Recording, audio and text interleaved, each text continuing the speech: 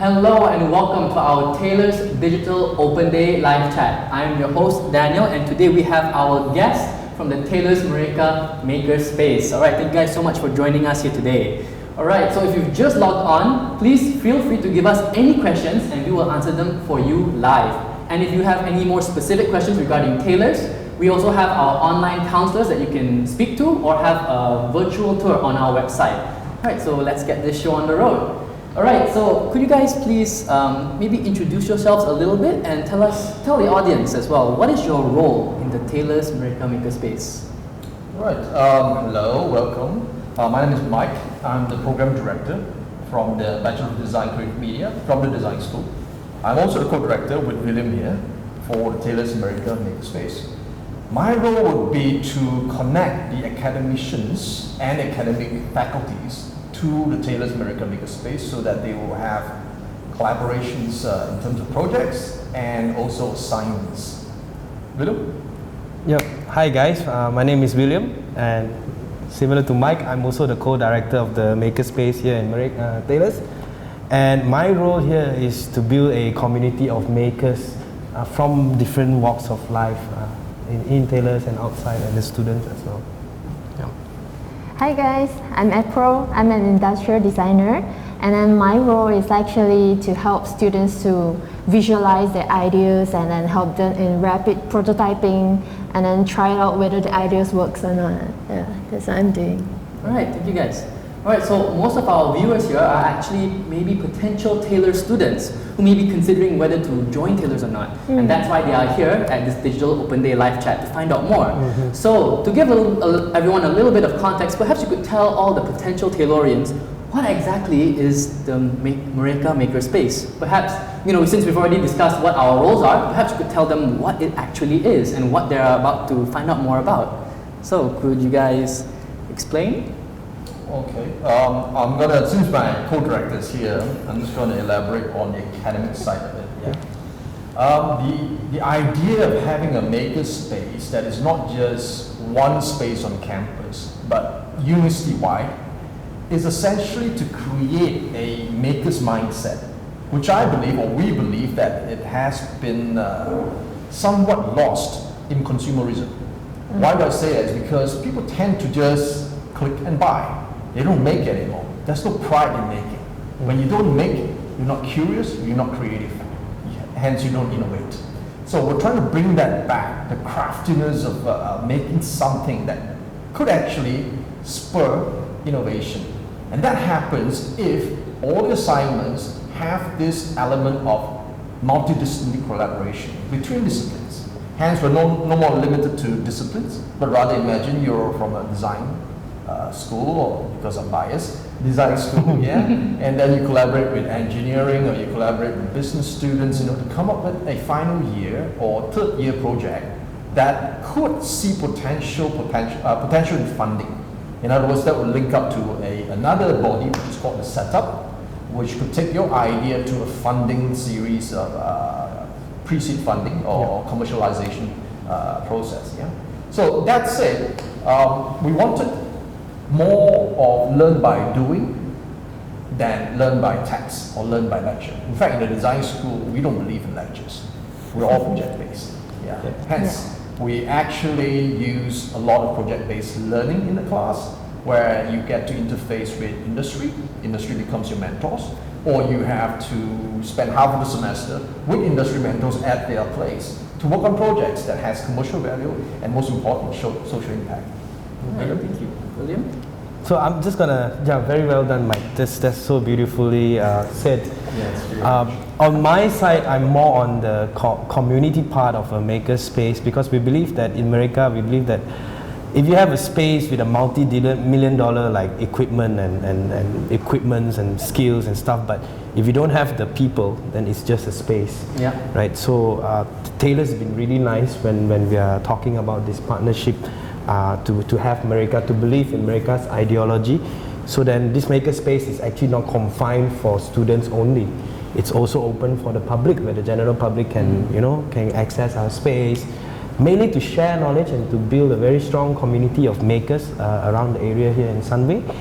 And at the same time to promote also to shift perspective of students, because going to university is spending 3-4 years, and to get a degree or a master, it's only to do only that is very orthodox already, very old school. And nowadays in digital world, everything's in your hands, all information and all that. We are here to show the students that, hey, 3-4 years you come to a uni with multi-million-dollar laboratories and equipments and doctors and professors and professionals and academics. It's the best place for you to come up with a business idea, a product, a service, a social enterprise model, and the best place to test all this as well, because once you step out of the uni, all these tests and all this professional consultation, they're very expensive. And you are just a startup. How are you going to start up with less capital and to do that? So we're here to encourage the students to think that way as well. Hence one of the modules we are working together, the MPU4 module is partially to bridge this thinking towards an academic institution and something more future career based. Okay, April? Or have they already taken all of your answers already? Yes, sorry. That's why I'm like thinking, I don't know. All right. Well, that's no problem. Well, since we're going this way, try not to pick up all her answers last. Yeah. You try my best. Yeah, try my best. Right. So we'll hopefully have some room for you to give your inputs as well. Try not to steal the answers, guys. All right. So this one is actually directed for Mike. Why does an institution like Taylor's need a makerspace? Aside from the answers that you've given, where community and being, very project-based and giving the opportunity, whereas outside would be expensive. But why do you think Taylor specifically, as an institution, need a makerspace? Well, the entire university, as I think last year, fully embarked on the Taylor's curriculum framework, which is actually a multiple disciplinary natured framework that allows students to customize, if you like, through packages, if I may use the term, of modules, for which you can actually widen out your core discipline complementaries. Yeah, we call them complementary study. So that is a framework that would allow students to be more relevant in a world where problems are all mashed up. They're not discipline specific. In a world where global multidisciplinary collaboration is the norm, in a world where design thinking is essential. So we're looking at creating that kind of setting for students like you to come on board and adapt to this new kind of framework to approach your degree. So that's all fine and well on paper, as they would say. So how do we make it actionable? The makerspace is the way forward. Yeah, with a physical setup, starting from what we call as the hive, you can generate very fast, rapid prototype to prove your concepts through working with friends from other schools, collaborating. And then from your rapid prototype, you can then move it to our real so-called labs that resides with the schools. Imagine, you come in as a business student or design student, yeah, you can get access to engineering labs or access to biosciences labs or even the mass comm, AV, video labs. Why? Because one of your members comes from that school. Is part of your project. Yeah. So that said, you can now take your idea, which is from a little simple concept. It goes through the stages and eventually you come to the setup, as I mentioned earlier, which is to accelerate your idea to get funding.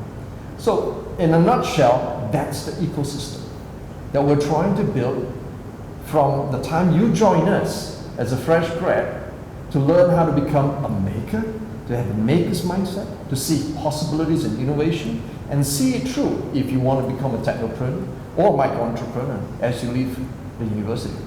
All right, thank you, Mike.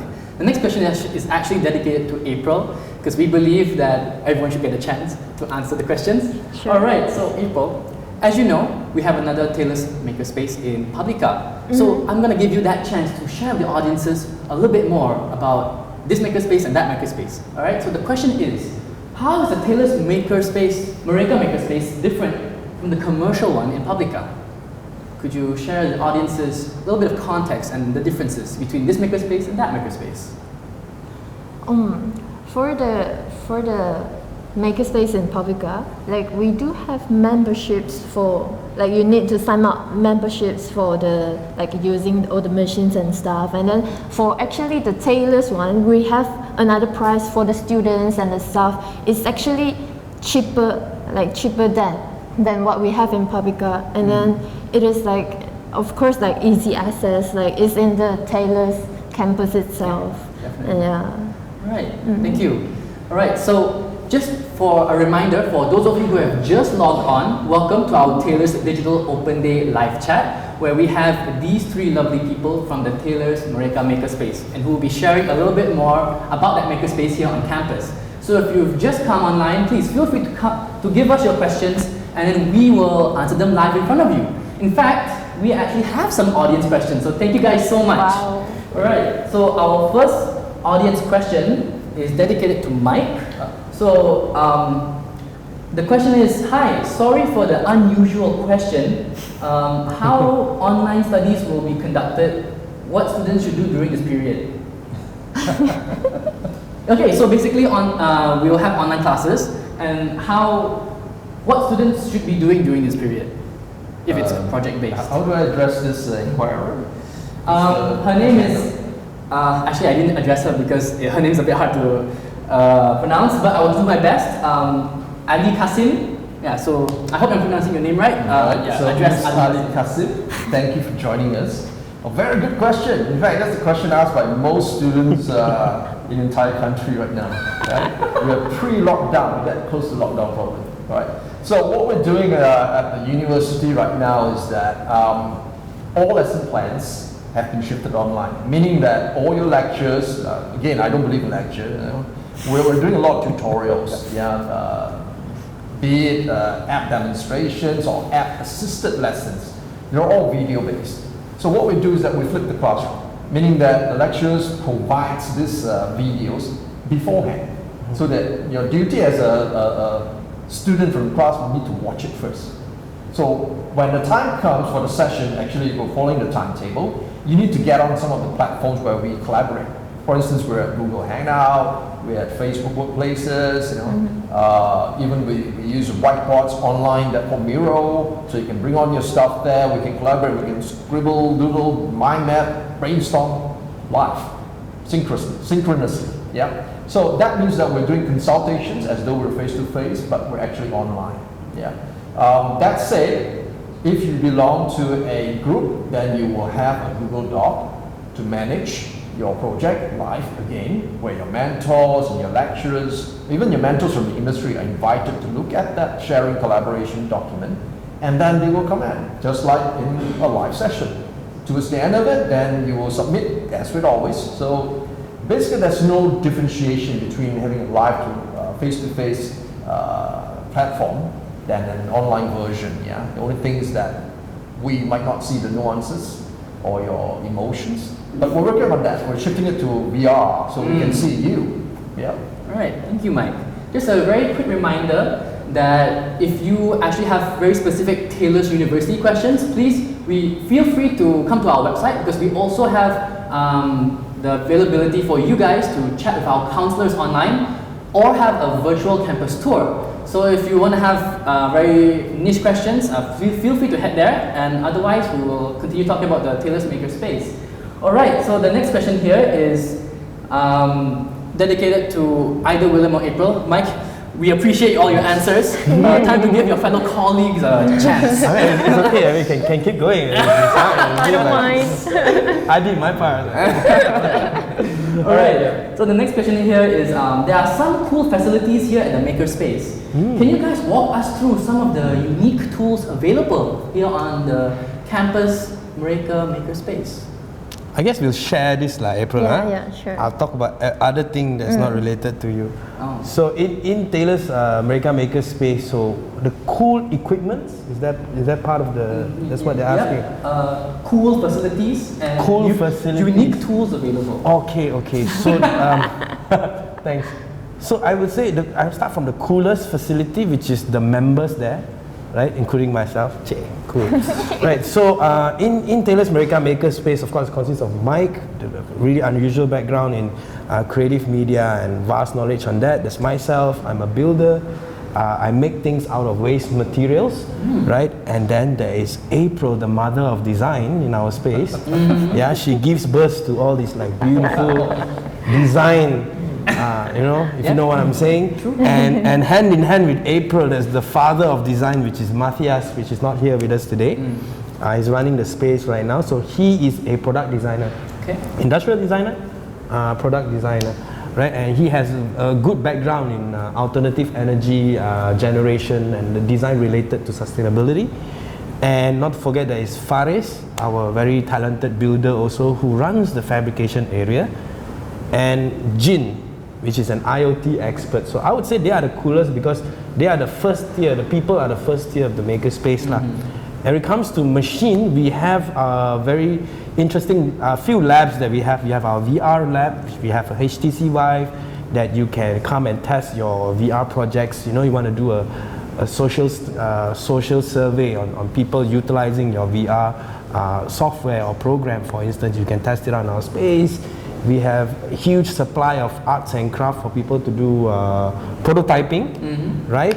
And we have a fab space that has wood and both metal, very starter kits inside there. And of course, a very cool part, which is where April, the mother, is going to tell you all about her lab. What is this cool part that you're about to share with us? So we also have a design lab that we have a laser engraver and then also the 3D printer. So like you can use it for like trying to experiment with different material like a leather or even acrylic or even like wood. So you can do a lot of stuff out of that. Alright, cool. Thank you guys so much.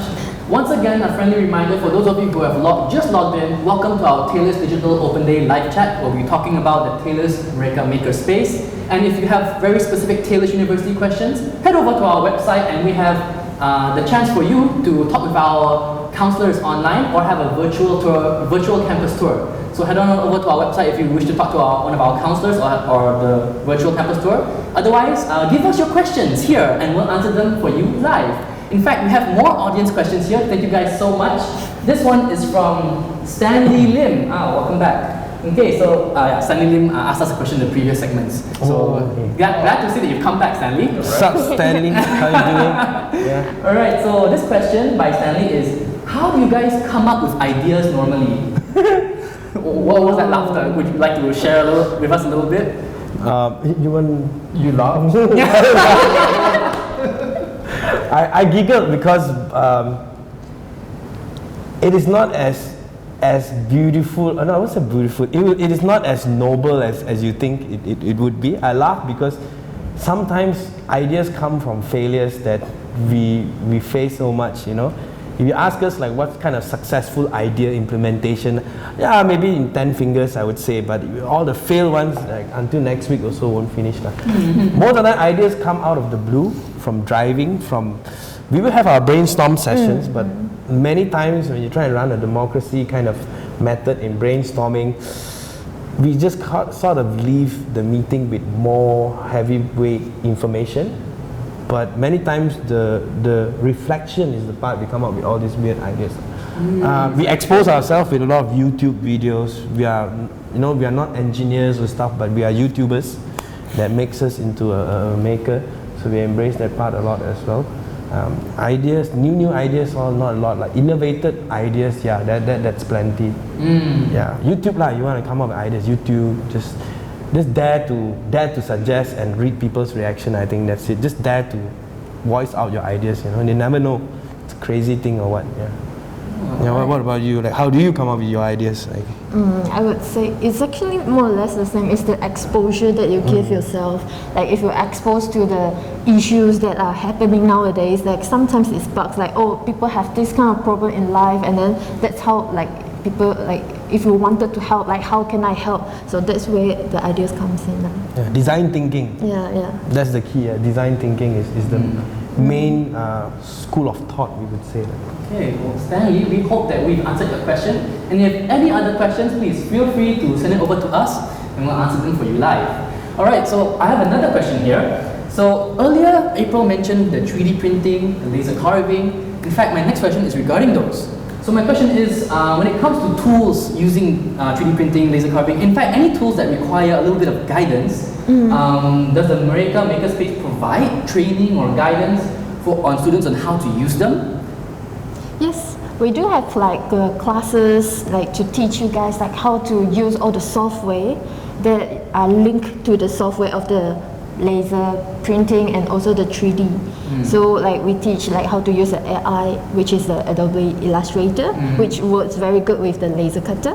And then we also like teach a little bit on the 3D files, like how do you build the 3D files and then how do you make sure it can print it out like nicely and it works in for the 3D printer. Then we also have the Alright, good. The reason why I asked that question is actually because during our latest open day, which was just last week, I actually visited the Me.Reka Makerspace and I saw an interesting contraption, which I'm sure you guys knew that I dabbled a little bit, was this bicycle-powered blender that was basically blending watermelon as you cycle through it. So could you actually share with us a little bit about that? And I also saw a body-sized disinfectant.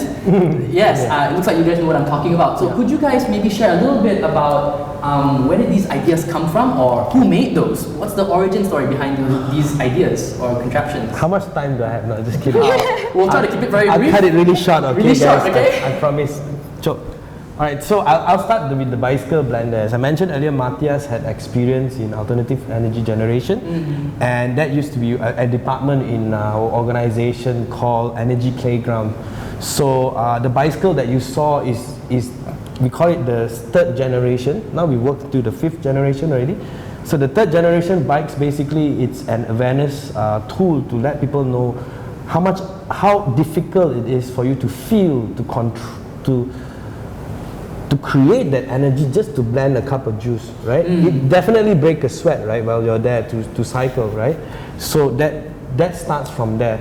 So the department made the bicycle as the first device, and then after that we have our energy playground, like a merry-go-round that generates electricity, and then we have seesaws. We've done seesaws before, and we've had a giant hamster wheel as well for a human to run inside. Wow. All this is just to show, like, I mean, Earth hour aside, you off the light, yeah, fine, you know how, but for you to really engage into that effort of generating electricity, you would definitely feel deeper the messaging. Like you go home with the thought in mind, like, hey, this juice is very nice because I generated the power and I made it.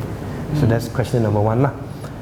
The second question is the human sanitizer. Yeah, the thing. human body size disinfectant. Yes. Human yes. sanitizer? So in response to the recent pandemic that's going on, so we're like, hey, we are makers, we don't want to fall into a trap, like how Mike mentioned. We don't want to fall into a trap as victims of no choice. I either buy from A, B or C. I cannot make myself, so we got to make something ourselves. So we have a very nice partner called Yu that he dabbles in hand sanitizing business. So he donated one of his massive ionizer machine, and it ionizes hypochloric acid. I gotta check the name. It's hypochloric. Basically, it's salt water that gone through electrolysis, and they convert that salt in the water and make it into bleach. So that bleach is actually a very useful item that everyone thinks is toxic, but actually it's good for killing viruses. It is 100% thing. It's not even a 99%, It not only kills germs, it kills viruses as well. And its base element is from salt and water. So that's a misconception that the Makerspace this time is going to share, re-educate people about this, like the myth of bleach is super duper toxic and gonna die. It's not real. It's not real. Yeah, it's good. Yes. Thank you for sharing. Yeah. Alright, we are coming very close to the end of our segment, unfortunately, but we're not done quite just yet. Yep. For those of you who have just logged in, welcome to the Taylor's Digital Open Day live chat, where we're actually about to wrap up our session here at the Taylor's Me.Reka Makerspace. Alright, but before that, Just a quick reminder, if you wish to ask a few more questions regarding our university, feel free to head on over to our website and ask our counselors. And also we have a virtual campus tour available on that website as well. So if you want to have a look at the campus without coming outside, you can come over to our website instead in the safety of your own home and have a look around campus virtually. Alright, so now that we're coming up to the wrap-up question for the session, our wrap-up question is, what advice would you give to a new student, or since our audiences are potential tailorians, advice that you would give to a new student or someone thinking about joining tailors? So is there any piece of advice or maybe a short 2 cents before we wrap up the session for those who are watching, potentially joining tailors? All right, I'll repeat some of the gist of the comments that I made earlier. I think our uniqueness in tailors is that we are always forward-thinking. And we kept ourselves abreast with the fourth industrial revolution, meaning that there's a lot of vagueness or ambiguity in your future, which is 4 years down the road if you take the degree. In fact, some of the posts that you're aiming for don't even exist yet. Yeah, let alone the industry definition of your industry sector. So that said, our main emphasis is actually teaching you how to adapt, teaching you how to teach yourself, and collaborate across borders. Yeah. So that said, if you look at our website, there's a very complete explanation of what the curriculum framework means. And in fact, we're the only one doing it in the entire country. Yeah. So that is a uniqueness that you need to consider for your future and for your parents to look into, because you're investing into a future that's really uncertain. Yeah, definitely. So look at it, and then obviously to execute the framework to make sure it works for you, the Makerspace is here. Yeah, and the Makerspace is unique as compared to the other places. It's that the whole university is a Makerspace. You come here, you enroll for one course, but you get access to all the other labs, to all the other doctors and professors and academicians. Yeah, because you collaborate across disciplines. Yeah. Right. Any quick one last sentences before we wrap up fully? Okay. I like repeating as well. Sounds cool. I mean, I would like to say, like, partner aside from being partners with tailors, not only because of this, I'm supporting this, but it's pretty darn cool that you get to come to a university that allows you to access different laboratories as well as the academics, and having a thought towards a student, what happens to them after they leave, and actually doing something about it. Talking about it, a lot of uni does, but actually doing something about it, like the setup, like training them and giving them support, even though they are alumni, they're meant to be done, and that, I think that's the coolest thing. Like it takes a lot of money and resources for a university to shift from a traditional format to what Taylor is trying to do right now, and to actually doing it physically. So that's a lot of respect that I have, that I think, like, if you are to join Taylor's, then you get ready to not only go home with a degree, make sure that your heart is here to do something other than just hoping for employment in the future. That's pretty old school. So I'll leave with that. All right. Last final comments? I would say, like a multidisciplinary thing is like what is happening right now. Right? That's a must. Like when you go into the society, like working with engineer, working with the manufacturer, and even like people from marketing. So like having a makerspace and a university that like brings all disciplines together is like really prepared you for like all the difficulties that you're gonna face like once you get out, like start working. Right. And that's great. Yeah. Fantastic. Thank you guys so much for joining us. We are actually done. Thank you so much for joining us at this live Digital Open Day live chat. We actually have another segment coming right up, which is regarding life skills here in Taylor's, so stay tuned for that. Other than that, we are done. Thank you guys so much for joining us. Thank you. Bye. Thank you, Daniel. Thank you. Bye, invisible audience. We love you. Catch you in the next segment. Yeah.